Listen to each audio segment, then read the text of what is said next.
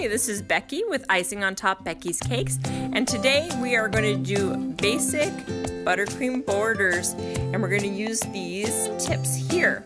These are just the very basic tips, and you can use them in smaller or larger sizes, but I'm just going to show you what they're like in these sizes. I also have a practice sheet that I've made, and if you would like a copy of this, I'll set a link below so that you can go to my Pinterest page and you can print those out if you want them. Now we're going to get a coupler first, and we're going to cut our piping bag right about here, because we want the coupler to fit halfway through, but we don't want to cut it too big and pop the coupler all the way out. Our coupler is what we're going to use to hold each of our piping tips in place. Now you don't have to use a coupler, but because I'm going to be switching out so many tips, it'll just make it easier. And then I only have to use one piping bag. Push it through till it's nice and snug. And then I'm going to find the tip that I want to start on, and I'll use this ring to hold the tip in place. Here is an open star tip. And then I just nice and tight.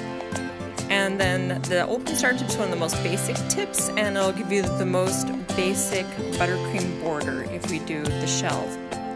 And so I'm folding this down so that I can put my frosting in and then pull this back up, and then I won't get any frosting on my hands, and that's a nice way to keep frosting off your hands, which is hard to do in this process. But I'm going to shake down that frosting in there, and then I'm going to push it down the bag and squeeze it down, and twist it right about there so that the frosting does not come out the end of the bag and onto my hand. And then also, as you go along and you're piping out frosting, you can continue to twist it down as you go and press down the icing. So that all you have to do is squeeze at the top of the bag, and then your frosting should come out. Just apply pressure from the top. And this is the basic shell border. We're going to squeeze, let it build, and release the pressure as we pull away. So squeeze, build, and release pressure. And the next one we're going to do is the E motion. And this is nice along the top of the cake, just to give it a nice border, nice thick border whenever you want those thicker borders. So round and round. It's really easy because you just keep the same firm pressure throughout the whole thing. Now this one's the reverse. We go down and then we go the opposite direction. Come at it from this angle and then the opposite direction. Now these are more spaced apart. I really like them close together, so I'm going to show you how it looks when you're closer together. It's actually one of my favorite borders at the top because it looks really fancy, so I really like this one.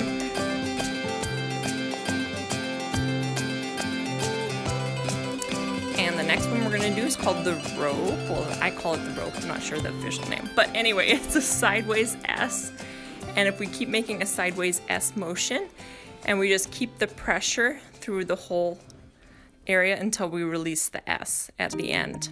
And this works really great, I think, if you're doing a basket weave cake, and then at the bottom, around the bottom border or the top border, it looks like it ties the basket together, kind of like a basket would look in real life. So I really enjoy putting those on my basket cakes.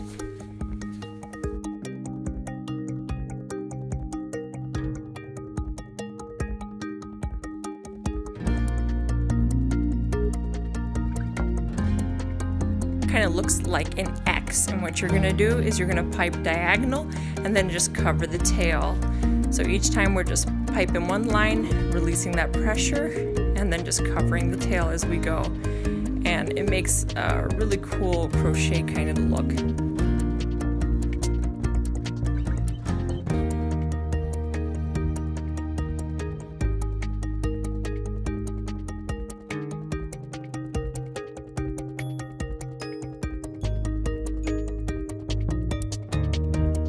This one's a nice little triangle of shells, and what you do is you pipe the middle one and then the two sides.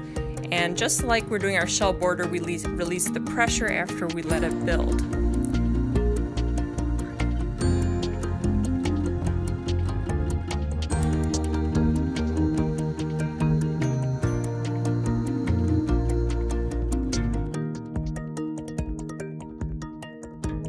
These ones are great along the top sides of the cake. So we're gonna make these shells so that they touch right next to each other in a long line. And after I get these shells, I'm gonna do the shells that are spaced at the bottom too. And so these are great all along the sides of the cake if you're trying to make it look fancy or just dressing it up a little. And these ones I'm gonna go in the upward motion, the opposite. Now I'm switching out my tip, taking out the star tip, and we're gonna put on the writing tip so that I can give these little flounces here around the side. Now this one is, I'm gonna skip over the one that's right next to it and go to the one that's after that one. So we always skip one and go over. This works a lot better when you have the gravity of piping on the side of the cake because you don't want to press it down. You kind of let that drop. After you initially pipe where you're at, you let it the frosting a little drop, and then you go and hit the next one. And then I add a little dot all along the top of each of these to finish those off. And this is the same kind of motion, only we're not skipping. We're just doing a double here each time. And then add the dot on these ones. Okay, then we're gonna switch out this piping tip for a rose piping tip. Now I'm gonna use a small rose piping tip, but you can use a larger one and create a bigger ruffle. So it all depends on what kind of look you're going for. And as you can see, I have a dotted line. That's where we're gonna just shake our hand to ruffle it. We're gonna use the narrow end down, so that narrow end will create that ruffle a little more for us. We're just gonna shake as we go.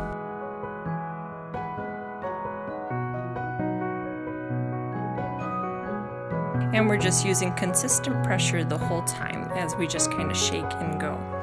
Now we're gonna go straight across the top of our ruffle, and we're not gonna shake our wrist, but we're gonna leave a little bit at the bottom so we can see that ruffle there.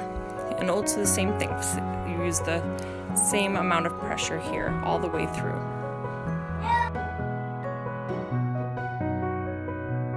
That piping tip for the basket weave piping tip. Now this one has a little serrated edge along both edges, and you can use this size or you can use any other size basket weave tip depending on how big the basket you want to do. Now this looks complicated, but really once you get the motion going, it's one of the most simple ones.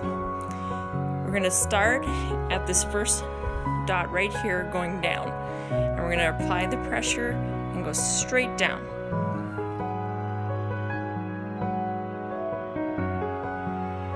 Now we're gonna go over 3 spots, but we're gonna make sure that we leave that much space in between, the space of our piping tip. And that is where we're gonna fit the next row. We're gonna cover these tails straight down, and then fill these gaps right across, 1 and 2. And then we'll cover these tails by going straight down. And you can make this as tall of a basket weave as you want, depending on the side of your cake or wherever you're piping it at. It always goes 3 straight down, 2, 3 straight down, 2, and you always have this little gap in between to fit the next one. So once you get the motion going and you've practiced this motion, it comes so easily on a cake. And it's one of the best things I love for like a flower basket cake or something. Now I switched out that tip for the leaf tip, a small leaf tip, just to show you what those look like. And this one is great, like if you're doing flowers or roses or something. So if you want to see the rose tutorial, please check out my how to pipe a color stripe rose, because that one's a little longer because rose is a little more detailed. Now I switched that one out for, I call this one the hair tip, but I'm sure I'll get the real name and write it below for you. But anyway, this works great for grass or hair. If you're doing like a little teddy bear or dog or something, that's a great tip for that. And then we also use it a lot when piping grass or something on a cake.